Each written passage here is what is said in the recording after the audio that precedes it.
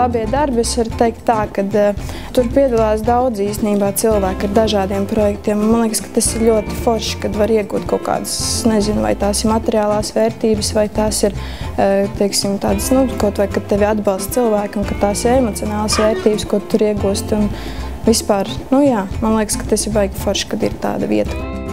Labo darbu projekts mums ļoti bija noderīgs, jo princips bija tāds, ka ir jāuzlabo fotostudijas tehniskais aprīkojums, kurš mums bija, bet viņš nebija tik labs un teicams, kāds viņš ir šobrīd. Jā, līdz ar to mēs iegādājamies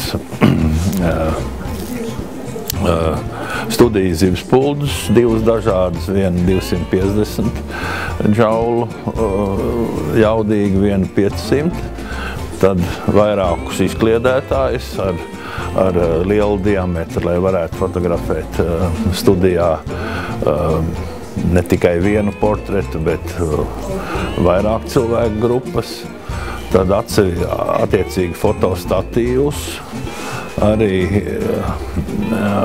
lietus sargus, tā saucamos, kurus izmanto kā izkliedētājs, jo šī asā koncentrētā gaisma īsti nav derīga portretu fotografēšanai. Tā kā tas projekts bija ļoti veiksmīgs mums šajā gadījumā un labo darbu, tā teikt, dāvana bija ļoti noderīga.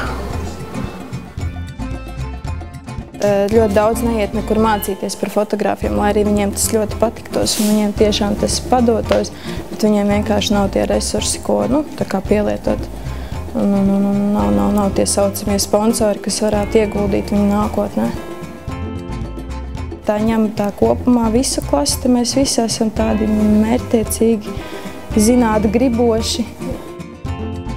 Mēs esam diezgan stipri tāda, teikšu tā, komanda. Mēs esam, tad, kad mēs esam kaut kādās praktiskās nodarbībās, mēs tā kā visi cenšamies sadarboties un tā kā, visi mēģinām viens otram palīdzēt, ja kāds kaut ko nesaprot, kas zina vairāk, tas pastāst. Un tādā veidā kaut kā tāds, tā kā liekas, ka tas darbs starp visiem ir kaut kādā veidā sadalīts. Domāju, ka ir tieši nākotnes profesija tādā plānā, ka tagad cilvēki viņi vēlas visu iemūžināt, visu, kas ar viņiem notiek, vai tās būtu kristības, vai tās būtu kāzas, vai tas būtu vienkārši kaut kāds ballītes pasākums, lai paliek kaut kāda piemiņa.